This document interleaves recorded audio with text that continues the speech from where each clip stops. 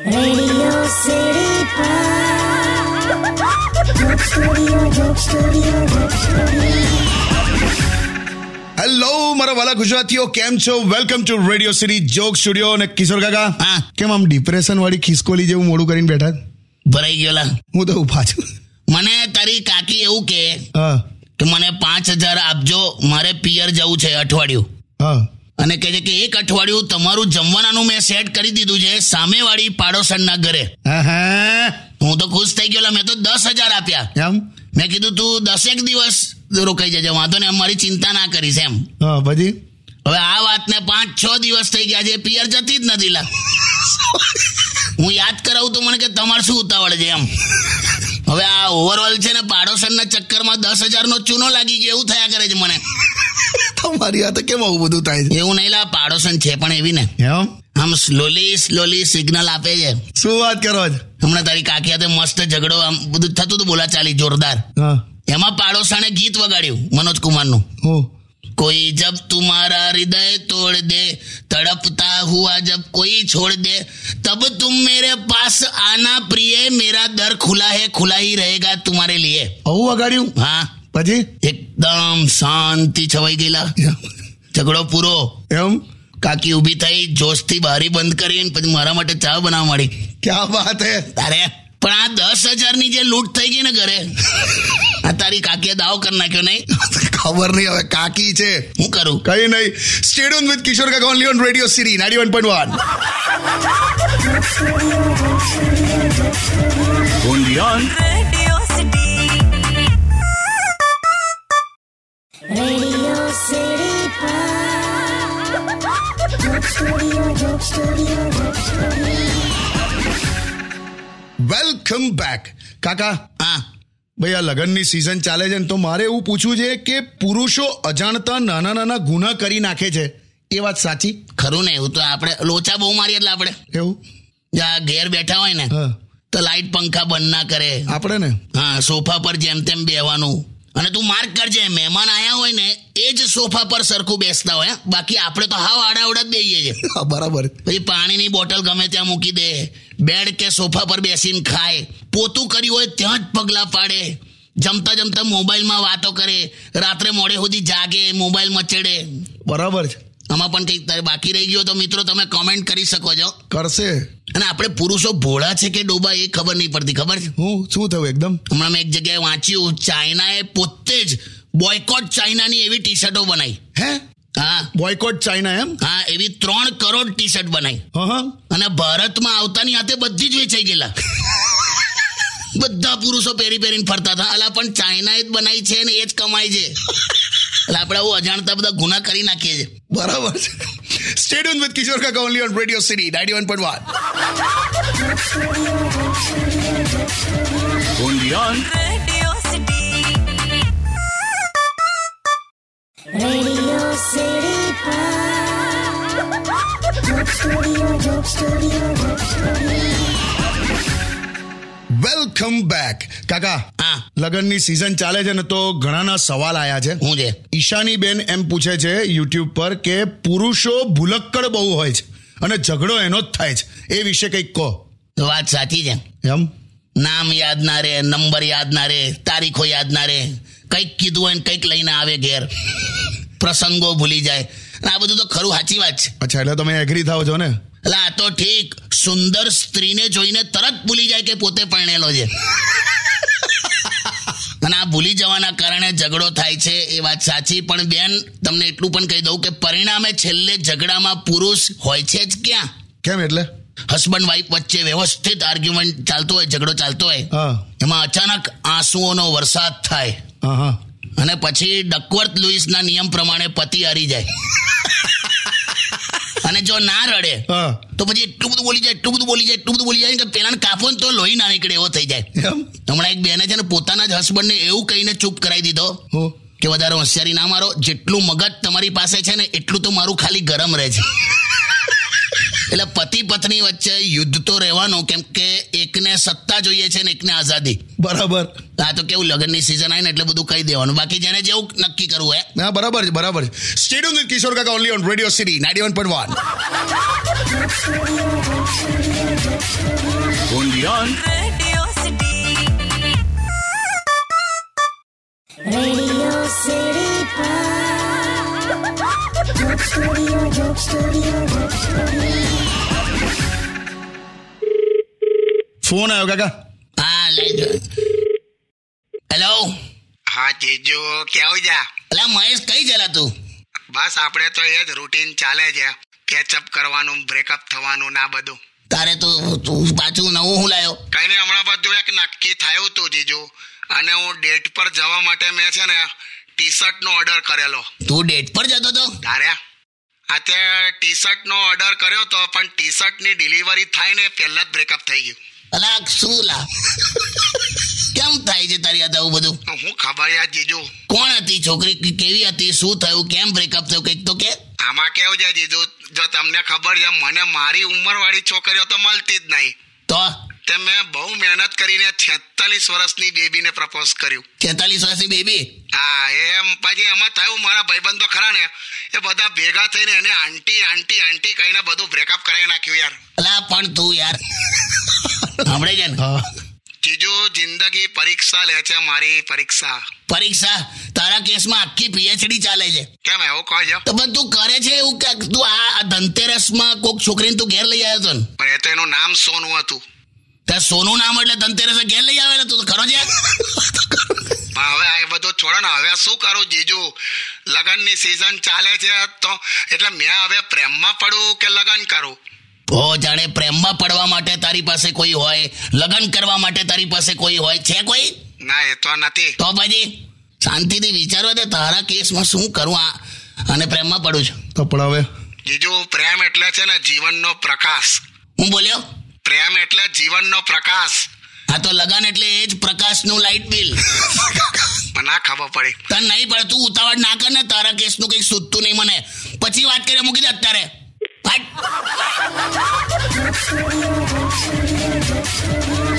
Radio City. Radio City. Joke Studio, Joke Studio, Joke Studio. Welcome back કાકા. હા ભાઈ YouTube પર સૂર્યકાંત ભાઈ એમનો મેસેજ છે અને એવું કહે છે કે કાકા પેલી દિનેશભાઈ વાળી ઘટનાનો જોક સ્ટુડિયો પર ઉલ્લેખ કરો ને. એ હા, સૂર્યકાંતભાઈ મારા એક લાઈવ શોમાં આવ્યા હતા અને એમણે મને એવું વચન આપેલું કે હું આ કમેન્ટ કરીશ, તો કરી એમણે. હા તે પણ શું, આ કોણ, આ દિનેશભાઈ વાળી ઘટના એટલે શું? અરે આમાં મારો ઓળખીતા છે. હવે દિનેશભાઈ કેવો માણસ છે, એમની વાઈફનું નામ છે નમ્રતા. અચ્છા. તે લાડથી અને નમુ કહે છે, નમુ. અચ્છા. તો પાછું કેવું ખબર બધાને કે નમુ મારી છે અને હું નમૂનો છું. એટલે મેં કીધું અમે તું નમૂનો થયો, પણ કઈ સમજે જ નહીં એમ. બરાબર છે. પોલીસ ખાતામાં લાગેલો. અચ્છા. તે લાગ્યો ને તો પછી પોલીસ ખાતામાં એના જે સાહેબ હતા ને, એના સાહેબે આ દિનેશના ફાધરને બોલાયા. અચ્છા. અને ફાધરને એવું કીધું કે તમારો છોકરો તો એવી રીતે કામ કરે છે જાણે 15 વર્ષથી આ ઓફિસમાં હોય. ફાધર કે એમ કે એટલું જલ્દી સરસ કામ કરતો થઈ ગયો? તો કે એવું નહીં કે હાવ આળસુ છે, એમ કશું જ નહીં કરતો. અચ્છા, એટલે 15 વર્ષથી. હા, પણ એની જે ઘટના છે એ પોલીસ ખાતામાં લાગ્યો ને તો સાહેબને જઈને કહે છે કે સાહેબ પેલી અપહરણ થયેલી છોકરીને હું છોડાઈને લાવ્યો છું. અચ્છા, એટલે કોઈ છોકરી અપહરણ થઈ ગયેલું એનું? હા, ત્યાં દિનેશ લઈ આવ્યો કે છે કે સાહેબ હું આ અપહરણ થયેલી છોકરીને છોડાઈને લાવ્યો છું. તો સાહેબ કે તમે થોડી ઇન્ફોર્મેશન રાખો દિનેશભાઈ, આ છોકરીએ જેણે અપહરણ કર્યું હતું ને એની સાથે મેરેજ કરી લીધા છે અને એના પતિ અત્યારે તમારા ઉપર અપહરણનો કેસ કર્યો છે. તો દિનેશ તો હે સોરી હા સાહેબ સોરી. એટલે બરાબર છે સૂર્યકાંતભાઈ, જો મેં કહી દીધી આખી ઘટના. અરે વાહ.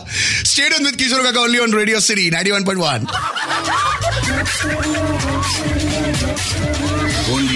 Radio City.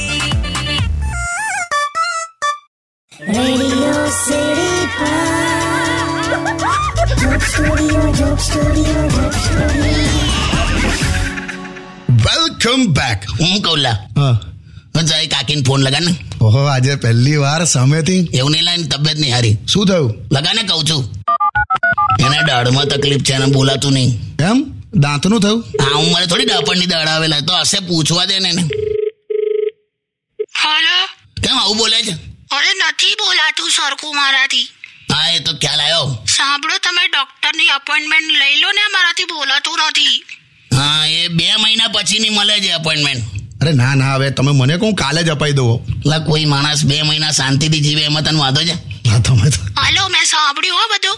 હા બોલવાય માડી. તમે હવે ડોક્ટર પાસે લઈ જાઓ ને મને. હા ભાઈ, હા, પણ મેં તને એટલા માટે ફોન કર્યો છે કે મારે પણ હવે ડોક્ટરને બતાડવું પડે એવું છે, આંખના ડોક્ટરને. કેમ, તમને શું થયું? હું પાકીટ ખોલું છું ને તો મને એમાં કઈ દેખાતું જ નથી એમ. એ તો મેં લીધા છે, હવે મારે કામ હતું. તને કામ પડ્યા જ કરે છે રોજ.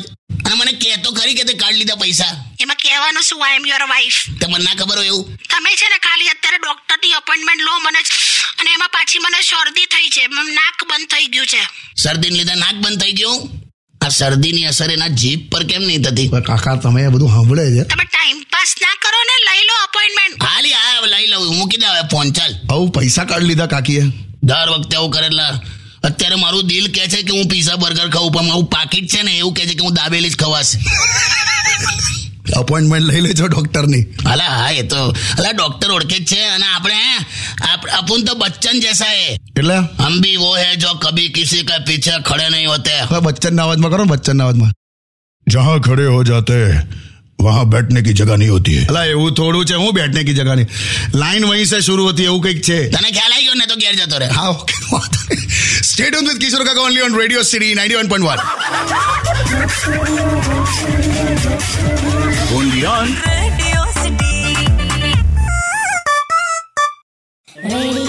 City Joke Studio. Welcome back. કાકા, હા, જો લગ્નની સિઝન ચાલે છે. હાલા તે મોડે કરાવી દીધું મને. હા પણ એટલે જો પરણી રહ્યા છે અત્યારે જેટલા પણ લોકો, હા, એને તમે શું સલાહ આપશો? પરણી જ રહ્યા છે એટલે હવે હું સલાહ અપાયેલા. એવું નહીં, બસ ઇજ્જત રાખો. તમારી મમ્મીની સાથે સાથે તમારી વાઈફની પણ ઇજ્જત રાખજો. બરાબર છે. કેમ કે એકે તમને નાનપણમાં ચંદામામા બતાડ્યા છે અને બીજા હવે તમને ભવિષ્યમાં તારા બતાડશે. જો અમુક સત્ય વાત કહી દઉં તને અનુભવના આધારે. હા, શું? ચાલતી વાતમાં કોક શબ્દ પકડી લે ને એનું નામ પત્ની. અચ્છા. અને એ શબ્દનો અર્થ સમજાવતા ગાંડો થઈ જાય ને એ પતિ. અનુભવ. બિલકુલ એકદમ આઉટ ઓફ રેફરન્સ આર્ગ્યુમેન્ટ થઈ જાય. એટલે તોલીને બોલવું તમારે બધાએ. બરાબર છે, નોંધી લીધું મેં. અને આ લવ મેરેજ એરેન્જ મેરેજમાં શું ફરક પડે? ઝઘડાના લેવલ પર ના પડે તો હરકત ઝઘડા થતા હોય. બરાબર. પણ એરેન્જ મેરેજમાં પત્નીઓની રોટલી વધારે ફૂલે, લવ મેરેજમાં મોઢું વધારે ફૂલે. અને આ તો યાર એન્ડલેસ ટોપિક છે, કેટલું કહું. પણ બસ એટલું જ યાદ રાખવાનું કે હસબન્ડ વાઈફ એકબીજાને કોમ્પ્લિમેન્ટ કરતા હોય છે. બરાબર. ખોટા ખર્ચા ઓછા કરીને બચત અને ઇન્વેસ્ટમેન્ટ કરવું જોઈએ. ભવિષ્ય તો હજુ અઘરું થવાનું છે. અરે આ જો ને, લગ્નનો જ ખર્ચો જુઓ કેવો છે. લગ્નની ક્યાં કરે છે, જીવન અને મરણ મોંઘા થઈ ગયા છે. હે, સિઝેરિયન વગર કોઈ આવતું નહીં ને વેન્ટિલેટર વગર કોઈ જતું નહીં. તું જો બધું જ મોંઘું છે. ક્યાં વાત હે. આમ આવી ગયું બધું. ખ્યાલ આવી ગયો કાકા. સ્ટે ટ્યુન વિથ કિશોર કાકા ઓનલી ઓન રેડિયો સિટી 91.1.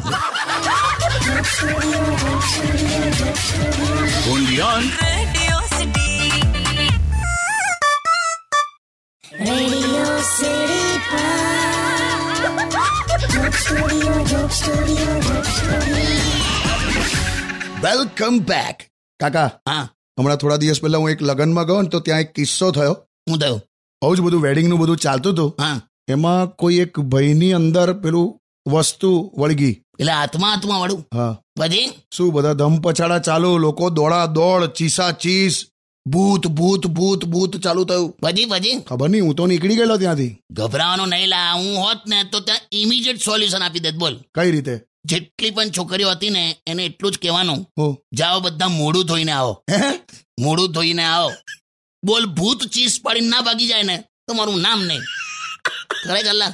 પણ આ શિયાળામાં, આટલા શિયાળામાં છોકરીઓ તૈયાર થઈને આવે છે, ત્યાં ઠંડી નહીં લાગતી હોય એમને? લાગે જ લા. પણ આ જેવું પેલું સ્ટેટમેન્ટ આવે ને કયું? કે બારાત દરવાજે પર આ ગઈ હે એટલે ફટાફટ પછી સ્વેટર કાઢી નાખે. બાકી પહેરેલું જ હોય એટલે. એવું હોય? તો જો કે અત્યારે તો નથી પડતો, પણ શિયાળો ભયંકર વધશે એવું કહે છે બધા. હું વાત કરે. હા. અરે યાર, એકવાર મૃત્યુ આવી જાય ને તો ચાલે, પણ રજાઈમાં ઘૂસ્યા પછી બાથરૂમ ના આવી જોઈએ એવો ગુસ્સો આવે ને. પણ આ લગ્નની સિઝન ચાલે છે અને તું કુંવારો છે હા તે એટલે તને કહી દઉં, હું બહુ વહેમમાં ના રહેતો કે તું આજે લગ્નોમાં જાય છે ને તો સામેવાળી બધી છોકરીઓ તને જુએ છે, એવું વહેમ ના રાખતો. ના એવું રાખતો જ નથી. ના એવું હોય કુંવારાઓને. ના હું નથી રાખતો યાર. તો બરાબર, તો વગાડ ગીત. Stay tune with radio city 91.1. Radio city joke સ્ટુડિયોમાં કિશોર કાકાને સાંભળવા માટે બેલ આઇકોન દબાવો. સબસ્ક્રાઇબ કરો રેડિયો સિટી ઇન્ડિયાની યુટ્યુબ ચેનલ અને રેડિયો સિટી ગુજરાતીના ફેસબુક પેજ અને ઇન્સ્ટા પેજને હમણાં જ ફોલો કરો. Radio city